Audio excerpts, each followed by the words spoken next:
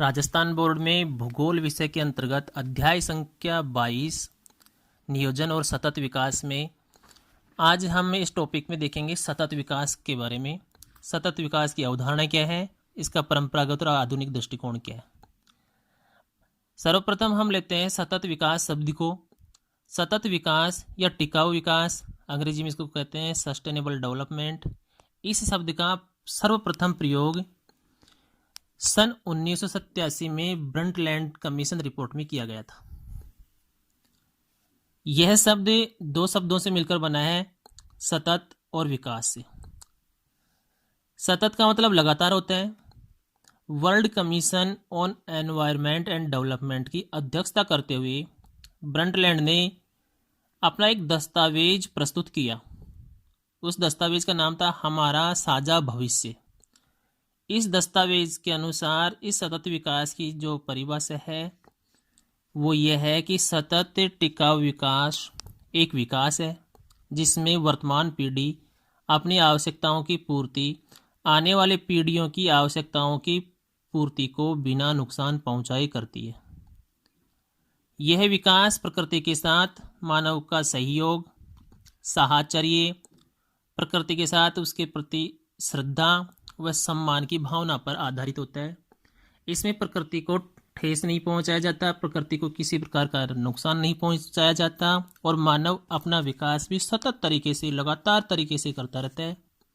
उदाहरण के लिए हम देख सकते हैं कि आज के मानव के जीवन की महती आवश्यकता पेट्रोलियम पदार्थों के उत्पादन से है, पेट्रोलियम पदार्थों के प्रयोग से है। अत्यधिक पेट्रोलियम पदार्थों के प्रयोग से एक दिन ऐसा आएगा कि धरती से ये पेट्रोलियम पदार्थ, पेट्रोल डीजल जो हमें प्राप्त हो रहे हैं, ये एक साथ ही नष्ट हो जाएंगे। तो आने वाली पीढ़ी को ये उपलब्ध नहीं हो पाएंगे।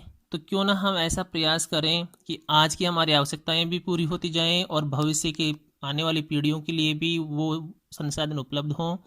इसी को दृष्टिगत रखते हुए सतत विकास की ये संकल्पना प्रतिपादित की गई थी। सतत विकास संकल्पना में एक शब्द आता है संपोषणीय विकास। संपोषणीय विकास का क्या अर्थ है?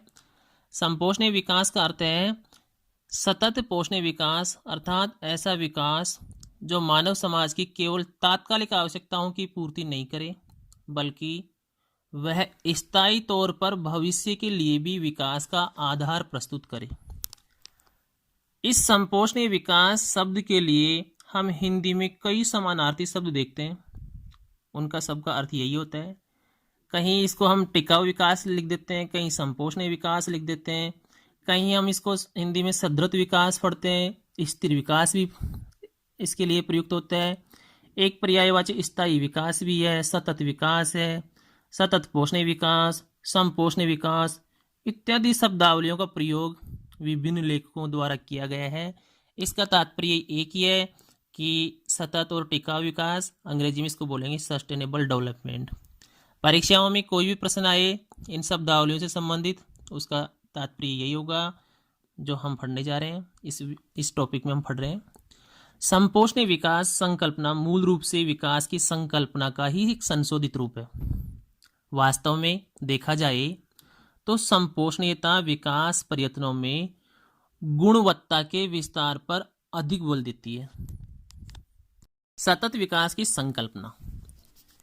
सतत विकास की संकल्पना केवल पर्यावरण तथा संसाधन संरक्षण पर ध्यान केंद्रित नहीं करती बल्कि संसाधनों के विकास एवं वृद्धि पर भी बल देती है। उदाहरण के लिए हमने जैसे पेड़ अपने दैनिक उपयोग के लिए कोई पेड़ काट लिया तो काटना तो जरूरी है पेड़, लेकिन उस पेड़ के स्थान पर एक पेड़ काटें तो हम 2 पेड़ लगाएं भविष्य के लिए, तो हमारी वर्तमान की आवश्यकताओं की पूर्ति भी हो जाएगी और भविष्य की आने वाली पीढ़ियों को भी वो वन संसाधन, वो पेड़ उपलब्ध हो सकेगा। इस तरह का विकास सतत विकास कहलाता है। ये एक उदाहरण है इसका। वास्तव में संपोषणीय विकास मानव और पर्यावरण के मध्य किसी स्थिति को कायम रखने पर नहीं बल्कि ऐसी परिवर्तनशील प्रक्रिया पर बल देती है जो मानव समाज के वर्तमान और भावी आवश्यकताओं तथा संसाधनों, पूंजी और प्रौद्योगिकी में सामंजस्य स्थापित करे। इसमें वर्तमान और भविष्य दोनों को ध्यान रखा जाता है। वर्तमान की आवश्यकताएं भी आवश्यकताओं की पूर्ति होती रहे और भविष्य में भी वो संसाधन मानव को उपलब्ध हो सके, आने वाली पीढ़ियों को वो संसाधन उपलब्ध हो सके, ऐसा इसमें ध्यान रखा जाता है। इस सतत विकास के मद्देनजर हम देखते हैं कि आज विकसित देशों ने अपने विकास के लिए पर्यावरण को बहुत बड़ी मात्रा में नुकसान पहुंचाया है और विकासशील देश भी धीरे धीरे इस पथ पर अग्रसर हो रहे हैं। बढ़ते विकास के साथ ही पर्यावरण प्रदूषित हो रहा है। उस प्रदूषण को रोकने के लिए और आने वाले समय के लिए संसाधनों को बचाए रखने के लिए कई अंतर्राष्ट्रीय स्तर पर कई सम्मेलन हुए, जिनका यही उद्देश्य था कि सतत विकास भी बना रहे और संसाधनों का संरक्षण भी होता रहे। उन्हीं में एक सतत विकास का सम्मेलन ब्राजील में हुआ था, रियो डी जेनेरो में, जो पृथ्वी सम्मेलन के नाम से जाना जाता है। अब ऐसे कौन कौन से सम्मेलन आयोजित हुए उनका विवेचन करें तो देखते हैं हम कि पृथ्वी और उसके पर्यावरण की सुरक्षा और पारिस्थितिकी संतुलन बनाने के लिए सबसे पहले तो जून 1992 में ब्राजील के एक शहर रियो डी जेनेरो में संयुक्त राष्ट्र के तत्वाधान में संयुक्त राष्ट्र पर्यावरण और विकास सम्मेलन, जिसको अंग्रेजी में बोलते हैं United nation conference on environment and development, का आयोजन किया गया था। इस सम्मेलन में विश्व के विभिन्न देश, जिनमें विकसित देश भी थे और विकासशील देश भी थे, जिनकी कुल संख्या 172 देशों के प्रतिनिधियों ने इस सम्मेलन में भाग लिया। इस सम्मेलन को प्रथम पृथ्वी सम्मेलन या उस शहर के नाम पर इसको कहते हैं रियो सम्मेलन के नाम से जाना जाता है। रियो सम्मेलन कह सकते हैं इसको, प्रथम पृथ्वी सम्मेलन कह सकते हैं। इस सम्मेलन में कार्यक्रम 21 या एजेंडा 21 के नाम से एक रूपरेखा प्रस्तुत की गई। उस रूपरेखा में संपोषणीय या टिकाऊ विकास के लिए नीति निर्देशक सिद्धांत दिए गए। इसका पहला सिद्धांत कहता है कि प्रकृति के साथ सामंजस्य में संपोषणीय विकास के केंद्र में मानव वर्ग होते हैं। इसमें मानव को केंद्रीय स्थान प्रदान किया है। इससे आगे कहा गया था कि पर्यावरणीय सुरक्षा विकास की अभिन्न अंग श्रेणी है, यानी हमें विकास भी चाहिए और पर्यावरण की सुरक्षा भी चाहिए। इन दोनों में सामंजस्य स्थापित करना होगा। और साथ ही बताया गया था कि शांति, विकास और पर्यावरणीय सुरक्षा, ये तीनों अन्योन्याश्रित हैं और अविभाज्य हैं। इन तीनों को अलग करके नहीं देखा जा सकता। शांति, विकास और पर्यावरणीय सुरक्षा, इन तीनों पर जोर दिया गया, तीनों पर बल दिया गया था। शांति, विकास और पर्यावरणीय सुरक्षा, इनको हम अलग करके नहीं देख सकते।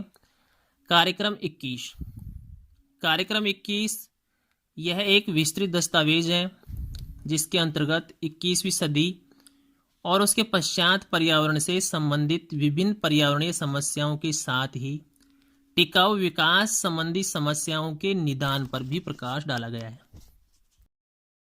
द्वितीय पृथ्वी सम्मेलन, प्रथम पृथ्वी सम्मेलन के पश्चात जो 1992 में आयोजित हुआ था रियो में, दूसरा पृथ्वी सम्मेलन जून 1997 में संयुक्त राज्य अमेरिका के न्यूयॉर्क शहर में आयोजित किया गया। लेकिन यह जो सम्मेलन है किसी निश्चित मसौदे प्रस्ताव के बिना कोई ठोस समझौता नहीं हो पाया इस सम्मेलन में। फिर हम देखते हैं तृतीय पृथ्वी सम्मेलन।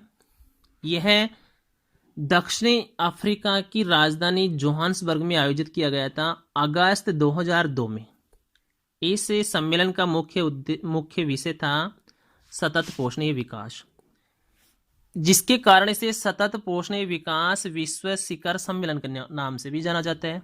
जोहान्सबर्ग में आयोजित अगस्त 2002 के सम्मेलन को सतत पोषणीय विकास विश्व शिखर सम्मेलन कहते हैं। 1992 में जो रियो में था उसको पृथ्वी सम्मेलन कहते हैं। इस सम्मेलन में, तृतीय पृथ्वी सम्मेलन में, भारत जैसे विकासशील देशों ने इस मुद्दे को उठाया कि अति उत्पादन और अति उपभोग दोनों पोषणीय नहीं है। हम देखते हैं कि विकसित देशों का उपभोग स्तर बहुत ऊंचा है। उदाहरण के लिए यदि हम संयुक्त राज्य अमेरिका के उपभोग स्तर के बराबर अन्य देशों में भी उपभोग होने लगे तो पाएंगे कि आवश्यक संसाधनों के लिए वर्तमान पृथ्वी के समकक्ष इसके तुल्य कई अन्य पृथ्वियों की आवश्यकता पड़ेगी। हम देखते हैं कि आवश्यकता से अधिक उपभोग करना अमेरिकी निवासियों की आदत सी बन गई है। जहां एक कार से काम चल सके, अमेरिका के पास दो दो कार रहती है। विकासशील देशों ने सतत पोषणीय विकास के उद्देश्य से विकसित देशों की जीवन शैली में परिवर्तन लाने पर जोर दिया, किंतु इसके लिए विकसित देश तैयार नहीं हो पाए। घमंडी विश्व के विकसित देशों ने सहमति दर्ज नहीं करवाई। इस सम्मेलन में मात्र इस बात पर सहमति हो पाई कि उत्पादन तथा उपभोग को सतत पोषणीय बनाने के लिए 10 वर्षीय कार्यक्रम बनाया जाएगा। सतत विकास की अवधारणा और प्रथम 3 पृथ्वी सम्मेलनों को पढ़ने के बाद में अब हम इसके विषय में हम देखते हैं, सतत विकास के संदर्भ में हम देखते हैं कि इसका आधुनिक दृष्टिकोण क्या है। आधुनिक समय में इसको किस तरह से देखा जाता है। बढ़ती वैश्विक जनसंख्या और अपने जीवन स्तर के उन्नयन की मनुष्य की लगातार बढ़ती आकांक्षा के कारण सभी प्रकार के नए तकनीकी आविष्कार हुए हैं। इन आविष्कार और नवाचारों ने जीवन को अधिक आरामदेह तो बना दिया, लेकिन उसके बदले में मानव को कीमत भी चुकानी पड़ी है। आज इसके बदले मानव भोजन, वायु, जल, खनिज और ऊर्जा की अत्यधिक मांग बढ़ने से पर्यावरण को प्रदूषित भी कर रहा है। हम देखते हैं कि CFC जो पर्यावरण को भारी नुकसान पहुंचाती है, और CFC का एक मुख्य स्रोत रेफ्रिजरेटर घर घर तक पहुंच बना चुका है अपनी। पृथ्वी की नवीनीकरण की क्षमता सीमित होने के कारण संसाधन भी सीमित हैं। हमारे चारों ओर प्राकृतिक संसाधनों के त्वरित क्षरण ने वैश्विक जलवायु में अभूतपूर्व परिवर्तन किए हैं, जिनके परिणाम स्वरूप पृथ्वी पर मानव और प्राणी जातियों के अस्तित्व पर गंभीर प्रभाव पड़े हैं। जलवायु परिवर्तन के प्रति हम अनुकूल नहीं हो पाते। इस कारण अनेक जीवों को अब से पहले भूतकाल में हम देखें तो विलुप्त होना पड़ा है। उसका सबसे बड़ा उदाहरण हम डायनासोर को देखते हैं। डर है कि पृथ्वी की 1/4 प्रजातियां सन 2050 तक विलुप्त हो जाएंगी। मानव के अति उपभोगवादी प्रवृत्ति ने ही आज हमारे राजस्थान के संदर्भ में देखें तो कुछ दिन पहले तक जो गिद्ध गांवों में विचरण करते रहते थे, आज उनकी संख्या ना के बराबर हो गई है, नजर नहीं आते। उसी तरह से ना जाने कितनी प्रजातियां विलुप्त के कगार पर खड़ी हैं, और भविष्य में इसी तरह की प्रक्रिया चलती रही तो अनेक जीव जंतु विलुप्त हो सकते हैं। प्राकृतिक, मशीनी और नैवैज्ञानिक प्रक्रियाओं जैसे कार्बन डाइऑक्साइड, मीथेन इत्यादि ग्रीन हाउस गैसों के कारण पृथ्वी की जलवायु में हुए दीर्घकालीन परिवर्तनों को जलवायु परिवर्तन कहा जाता है। ये गैस वायुमंडलीय क्षेत्र में जमा हो जाती है और गर्मी को वातावरण में ही रोके रखती है, जिससे ग्लोबल वार्मिंग ग्रीन हाउस गैसों के बढ़ते प्रभाव से ग्लोबल वार्मिंग होती है और जलवायु में परिवर्तन होता है। ऋतु परिवर्तन, वैश्विक तापमान में वृद्धि जिसको ग्लोबल वार्मिंग बोलते हैं अपन, समुद्र के जल स्तर में बढ़ोतरी, फसल चक्र में बदलाव के कारण न केवल हमारे बल्कि हमारे बच्चों और उनके बच्चों के लिए भी, आने वाली पीढ़ियों के लिए भूस्खलन, सुनामी, अकाल, महामारी और जन पलायन तथा स्वास्थ्य के लिए बहुत बड़ी आपदाओं को न्योता दे रहे हैं। इस समय ऐसे संपोषणीय समाधान विचारने की आवश्यकता है जो अस्थायी नहीं हो, बल्कि उनमें भावी पीढ़ियों की आवश्यकताओं का ध्यान रखा गया हो। यह भी समझना होगा कि प्राकृतिक संसाधन असीमित नहीं होते, इसलिए उनका उपयोग हमें तर्कसंगत तरीके से करना चाहिए और उसकी एक योजना बनाकर सतत विकास सुनिश्चित करने के दृष्टिकोण से एक योजना बनाई जानी चाहिए। बिजली बनाने के लिए विंड फार्म, पवन ऊर्जा, पन बिजली, पानी से बनने वाली बिजली, सौर ऊर्जा, भूतापीय ऊर्जा और बायोमास जैसे प्रकृति के अनुकूल विकल्प तलाशे जाने चाहिए और उन्हें समुचित रूप से क्रियान्वित किए जाने की महती आवश्यकता है। मानवता को जलवायु परिवर्तन के प्रभावों से बचाने की दिशा में कार्य करने का दायित्व किसी एक राष्ट्र का या एक व्यक्ति का नहीं होता, बल्कि पूरे विश्व का है। इस बात को हमें समझना चाहिए कि प्रत्येक व्यक्ति और प्रत्येक राष्ट्र ही जुड़कर इस मानवता को बचा सकता है। रियो डी जेनेरो में 1992 में संयुक्त राष्ट्र प्रारूप संधि, जिसको अंग्रेजी में शॉर्ट बोलते हैं UNFCCC, इसको औपचारिक रूप दिए जाने के साथ ही इस दिशा में गंभीर वैश्विक प्रयास आरंभ हुए थे। सन 2015 के दिसंबर माह में फ्रांस की राजधानी पेरिस में संयुक्त राष्ट्र जलवायु परिवर्तन सम्मेलन हुआ। इस सम्मेलन के 21वें सत्र में देश अपने वांछित राष्ट्रीय संकल्पित योगदान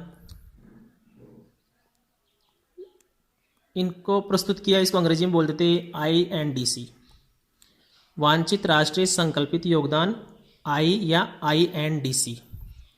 भारत पहले ही अपना INDC बता चुका है, जिसका लक्ष्य है स्वच्छ और अक्षय ऊर्जा को प्रोत्साहित कर, गैर जीवाश्म ईंधन स्रोतों को प्रयोग कर 2.5 से लेकर 3 अरब कार्बन डाइऑक्साइड के समतुल्य अतिरिक्त कार्बन सिंक तैयार करने के लिए वन का विस्तार बढ़ाकर कार्बन कम उत्पन्न करने वाले और लचीले शहरी केंद्र विकसित कर, कचरे का प्रयोग करने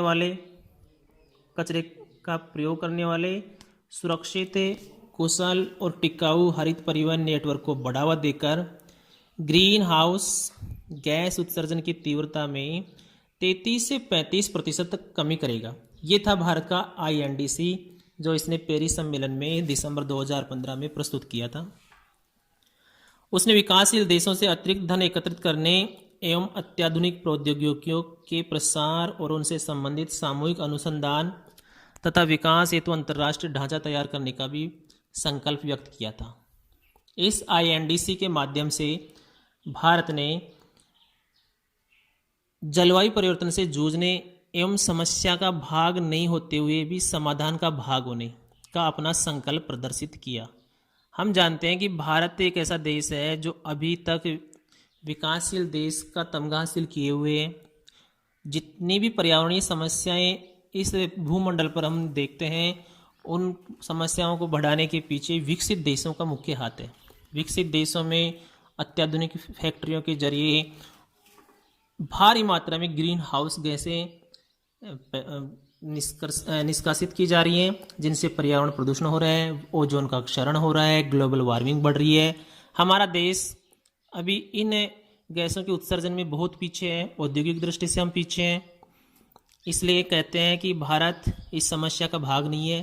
फिर भी एक मानवता के नाते हमें इस आने वाली भूमंडल की इस भयंकर विपदा से बचने के लिए हम भी इस समस्या का समाधान कैसे भी हो जाए, इसमें रुचि रखते हैं।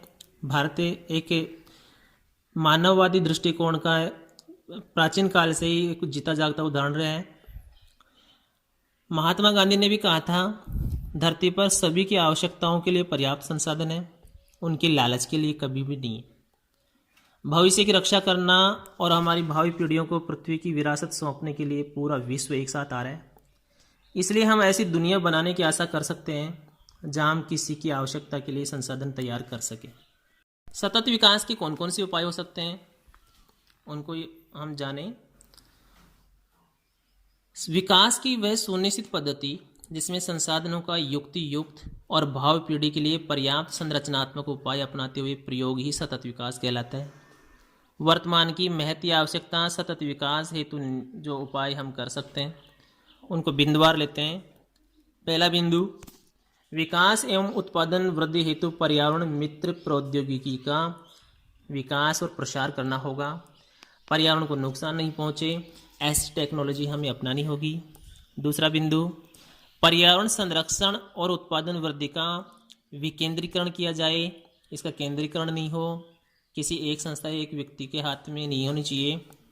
तीसरे बिंदु के रूप में हम ले सकते हैं कि नवीन परियोजना की स्थापना से पूर्व पर्यावरण सुरक्षा, पारिस्थितिकी संतुलन और आर्थिक दक्षता का उपयुक्त मापन कर लिया जाए।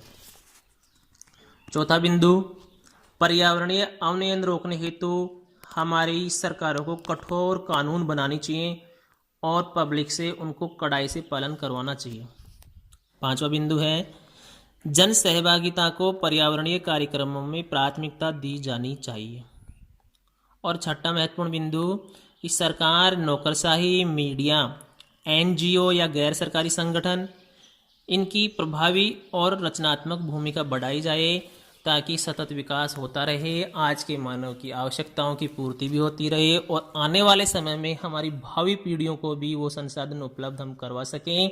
यही एक मानवतावादी दृष्टिकोण है। भारत का इतिहास गवाह रहा है कि भारत प्रारंभ से ही मानवतावादी दृष्टिकोण वाला देश है और उम्मीद करते हैं कि हम भविष्य की पीढ़ियों को भी इन संसाधनों को उपलब्ध करवाएंगे और हमारी वर्तमान की आवश्यकताओं की भी पूर्ति करेंगे।